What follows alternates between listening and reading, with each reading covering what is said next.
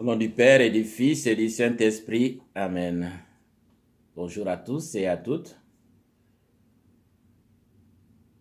Que le Père, fondement de toute vie, que le Fils, don du Père à notre monde, que l'Esprit Saint, source de tout amour, soit toujours avec vous et avec votre esprit.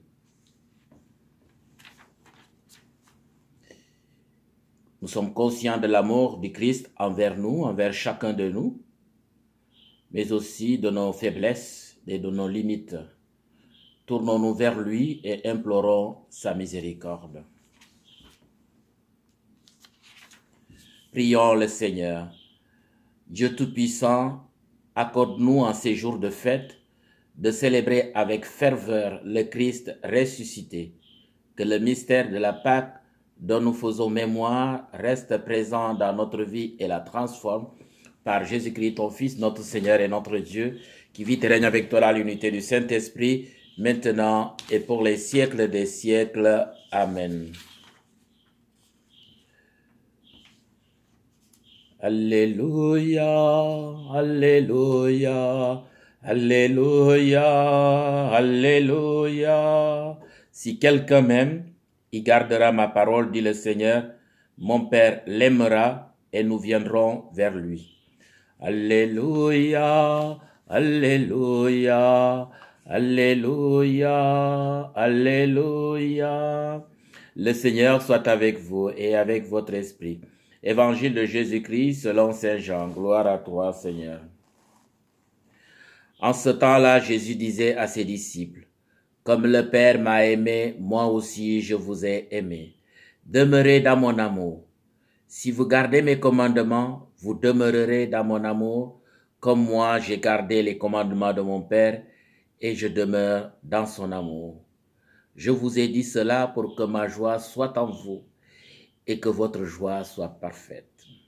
Mon commandement le voici, aimez-vous les uns les autres, comme je vous ai aimé. Il n'y a pas de plus grand amour que de donner sa vie pour ce qu'on aime. Vous êtes mes amis si vous faites ce que je vous commande. Je ne vous appelle plus serviteur, car le serviteur ne sait pas ce que fait son maître. Je vous appelle mes amis, car tout ce que j'ai entendu de mon Père, je vous l'ai fait connaître. Ce n'est pas vous qui m'avez choisi, c'est moi qui vous ai choisi et établi, afin que vous alliez, que vous portiez du fruit et que votre fruit demeure. Alors, tout ce que vous demanderez au Père en mon nom, il vous le donnera. Voici ce que je vous commande, c'est de vous aimer les uns les autres. Acclamons la parole de Dieu. Louange à toi, Seigneur Jésus. Frères et sœurs, en Jésus-Christ ressuscité, Dieu est amour. Et c'est par amour qu'il nous a donné son Fils Jésus-Christ, mort et ressuscité en vue du salut de tous et de toutes. C'est cet amour qui est au cœur de la révélation du Nouveau Testament.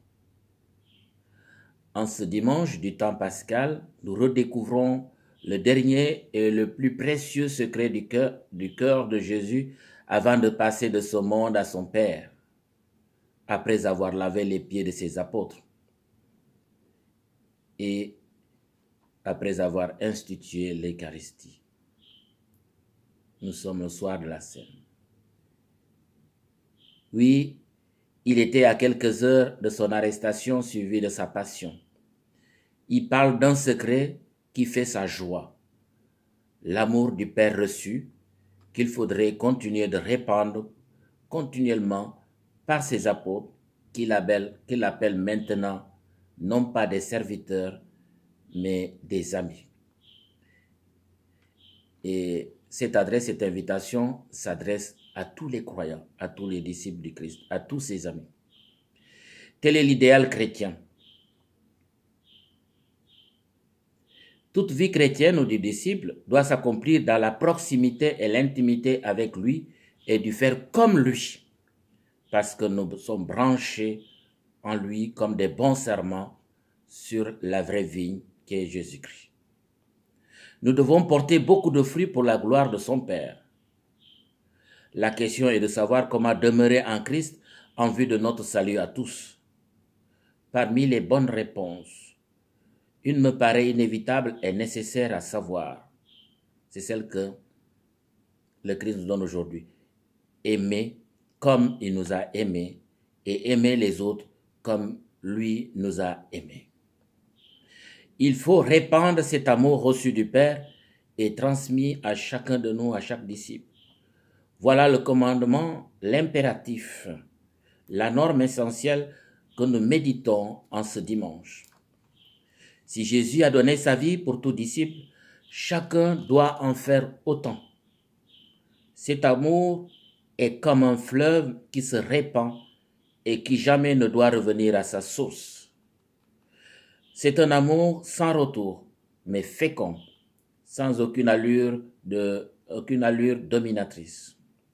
C'est un amour qui doit être l'expression d'une réalité reçue de Jésus et cédée au prochain, quelle que soit sa race, sa culture et son territoire.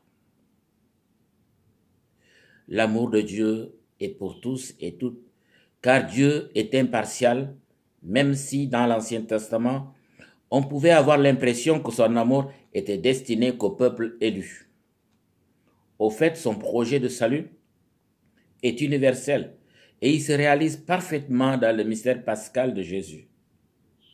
Ce qui s'est passé chez le centurion romain Corneille à Césarée a fait comprendre à Pierre et à tout disciple de Christ que Dieu ne fait aucune différence entre les humains, mais quelle que soit la race, quelle que soit la culture, il accueille tout le monde et offre les mêmes possibilités de salut avec Jésus-Christ.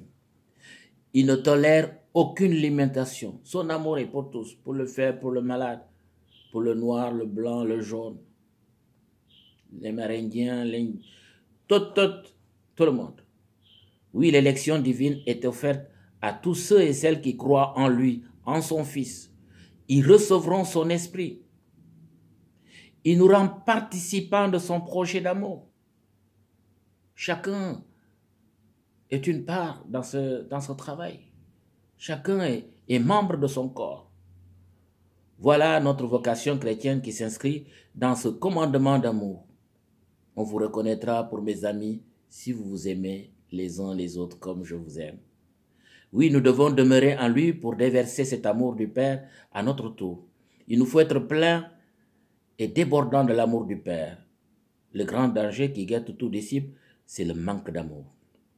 Oui, l'amour de Dieu, tout comme le salut qui en résulte, est une offre universelle, inclusive pour tous et toutes. Le Seigneur veut faire connaître sa victoire et révéler sa justice à toutes les nations, toutes.